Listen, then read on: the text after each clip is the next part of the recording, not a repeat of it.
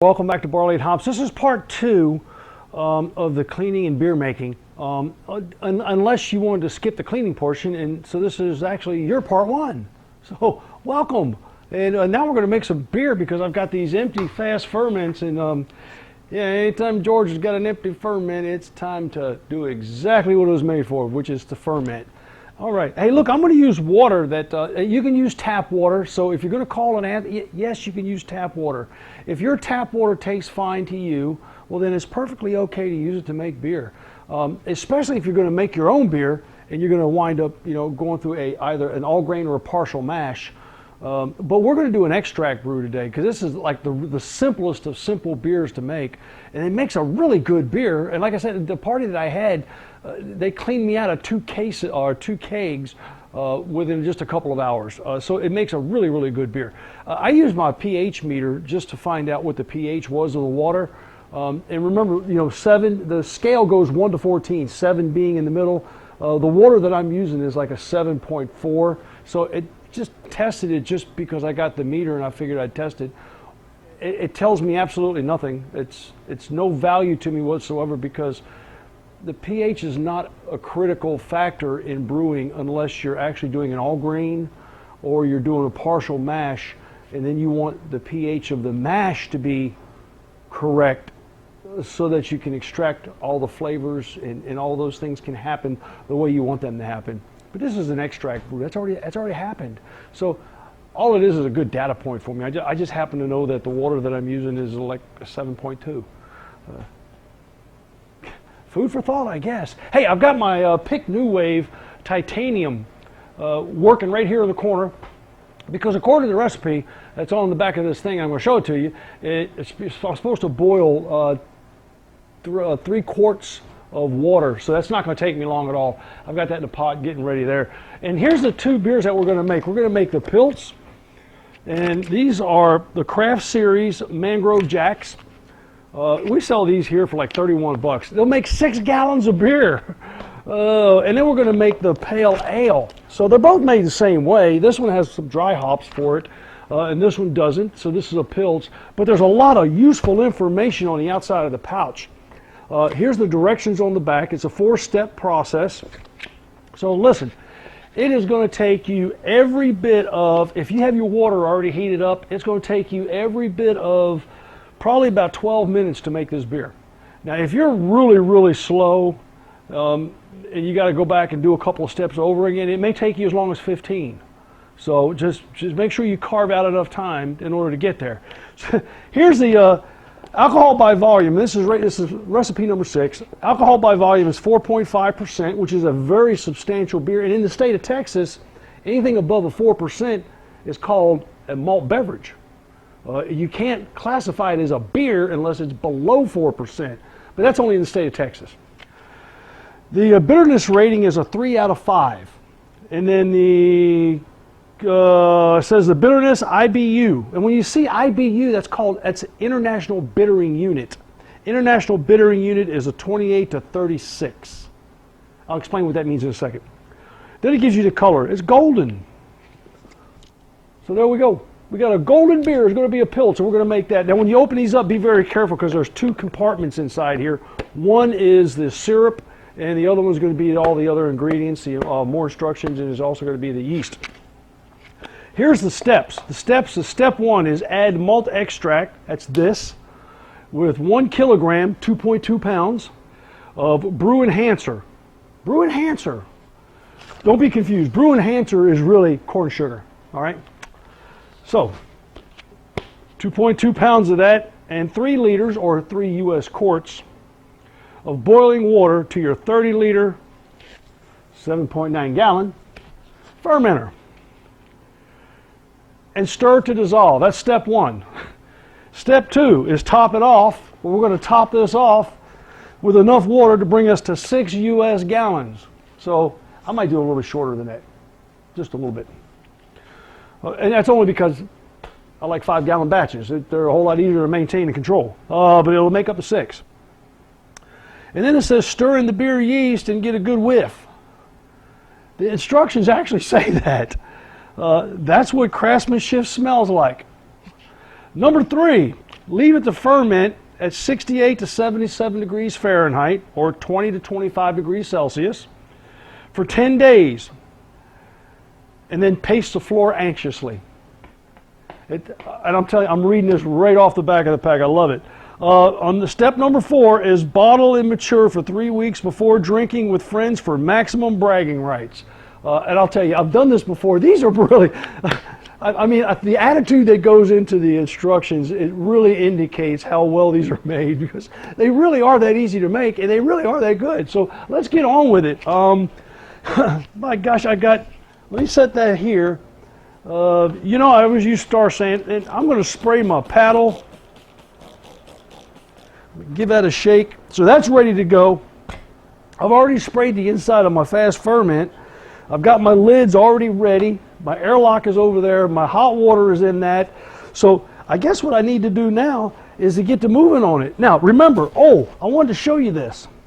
Before we add all that together, we start mixing. Remember we talked about this before. 1 pound of sugar or dextrose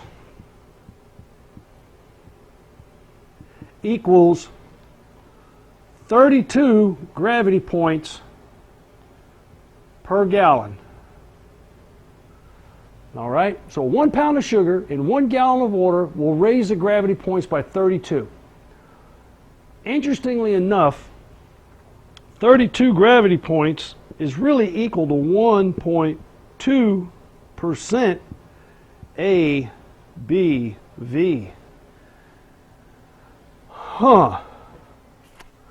All right, let's not use GI math. I mean, if 1 pound will get us a 1.2%, don't necessarily automatically assume that, well, hey, if 1 pound will do it, 2 pounds will be better, and 3 pounds will be real good.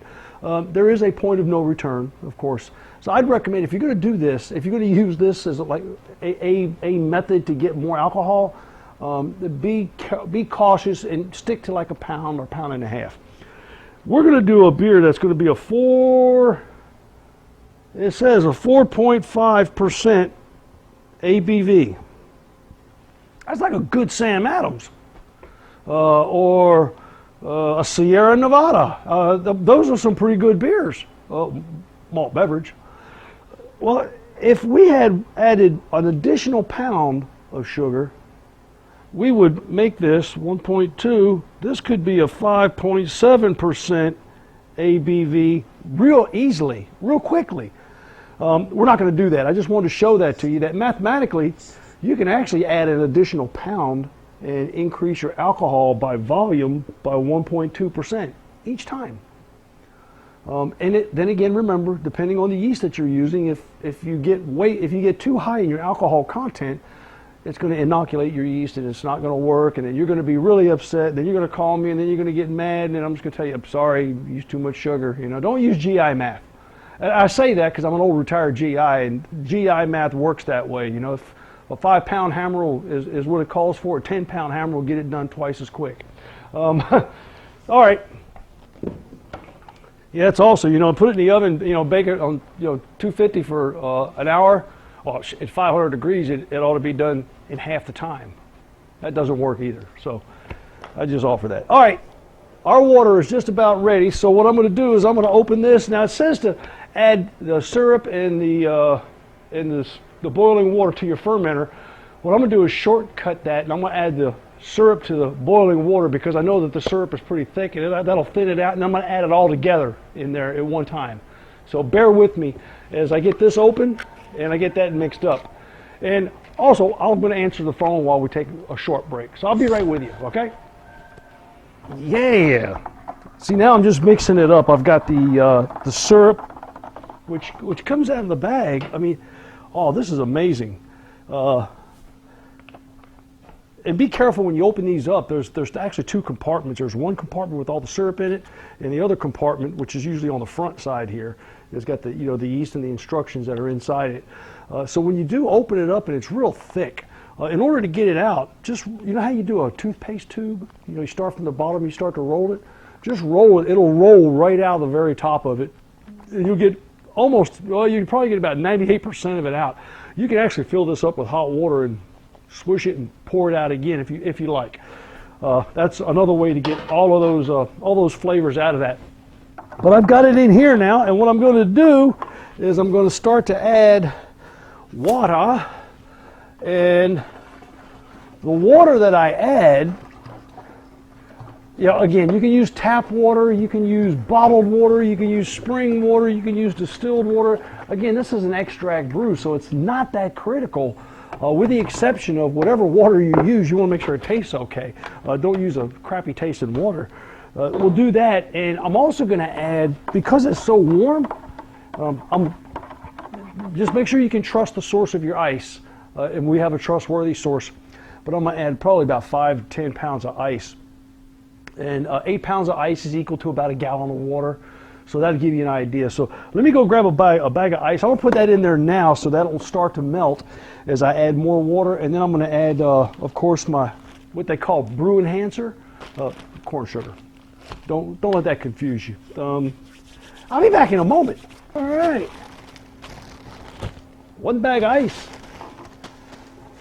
Now again, if you don't trust the source of your ice, then don't use it. But if you know that the source of your ice is using pure water, doesn't have any bacteria in it, and it should, if you're purchasing the ice, it should come clean enough for you to brew with. It should not have any bacteria in it because it's made for, it's made for human consumption. So, get in there we go. I added a full 10-pound bag, except for the ice that I dropped. And I'll be able to clean that up real quick because, of course, I just mop that up when it melts. Well, no time like the present. Here goes 2.2 pounds of sugar.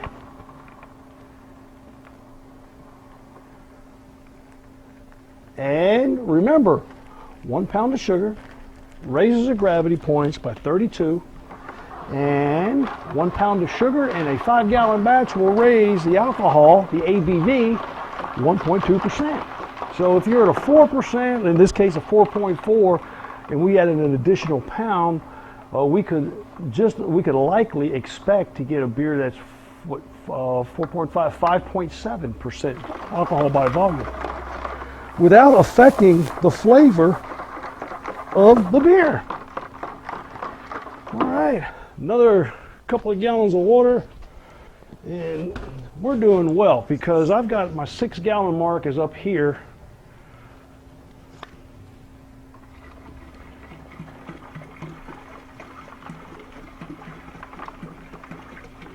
I'm just using regular spring water I bought at the local Walmart for like 68 cents a gallon.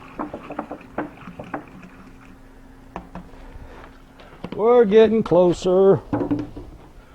You know, I should just turn that around. There's my 6-gallon mark. And I told you I was going to try to be shy of 6 gallons. I want to be over 5, but I don't want a full 6-gallon batch. 6 gallons for me is a little bit more difficult to maneuver and to manipulate with. But 5 gallons, a spot on 5 gallons is really not enough because every time I empty the ball, which I'm going to do, after it ferments, I'm going to lose about 18 ounces. There we go. We're just at our 6 gallons and just shy of that gallon jug. So let me mix these up. This is just so easy. And like I told you, it'll take you every bit of 12 minutes. Oh, and if you're real slow and you get interrupted, maybe 15. 1 pack of yeast, and it comes with it. So, and this is called the M10, the workhorse. And there's a data sheet on the website that you can look at, and I'm trying to figure out what their website is. www.mangrovejacks.com. MANGROVEJACKS.com. So, and we carry their products here.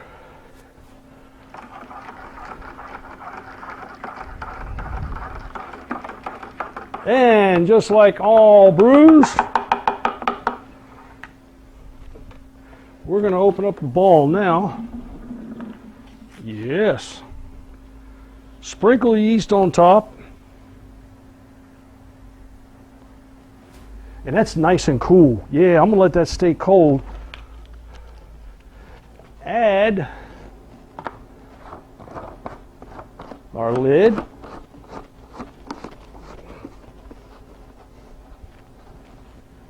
And the airlock.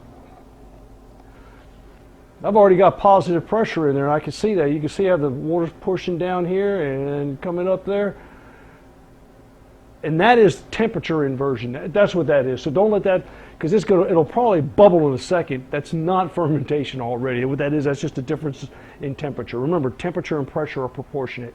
When one goes up, the other goes up. When one goes down, the other goes, they go together. So that's what we got. I will now close the bag off. I'll check the temperature and make sure it stays cool. This is already cool to the touch, or cold to the touch. So I'm going to allow this to sit for a couple of hours, and then tonight I'll put some ice bottles inside my jacket, zip the jacket up. When I leave here, it'll stay the proper temperature overnight. And when I come in tomorrow, I'll just change the bottles out, and I'll do that for the next 7 days or so, and until this thing is finished fermenting. So stick with us. We're going to make another beer here in just a second. This next one we're going to make is going to be the another Mangrove Jack's Pale Ale, because I like the simplistic way of making beer. So hope you enjoyed that. And you find beer brewing to be one of your pleasures, and it interrupts your distilling process or your winemaking process. Keep checking us out, and we'll see you next time. Happy distilling.